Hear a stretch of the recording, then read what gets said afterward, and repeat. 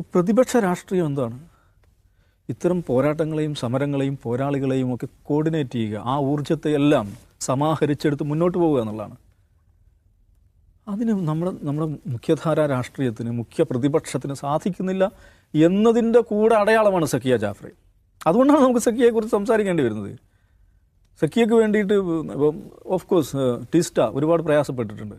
അവർക്കെതിരെ കേസ് വന്നിട്ടുണ്ട്. ടീസ്റ്റ അല്ലല്ലോ കേസ് നടത്തേണ്ട ആൾ, ടീസ്റ്റ അല്ലല്ലോ ഇതിന് സഹായം ചെയ്ത് കൊടുക്കേണ്ട ആൾ.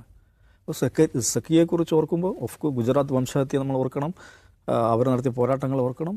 അതോടൊപ്പം തന്നെ എന്തുകൊണ്ട് നമ്മൾ സക്കിയെക്കുറിച്ച് സംസാരിക്കേണ്ടി വന്നു എന്നതുകൂടെ പറഞ്ഞു പോകണം. അത് സക്കിയ എഹ്സാൻ ജാഫ്രിയുടെ വധം, എഹ്സാൻ ജാഫ്രിക്ക് നീതി ലഭിക്കാൻ വേണ്ടി അവർ നടത്തിയ പോരാട്ടമാണ്. അത് കോൺഗ്രസ് നടത്തേണ്ട പോരാട്ടമായിരുന്നു.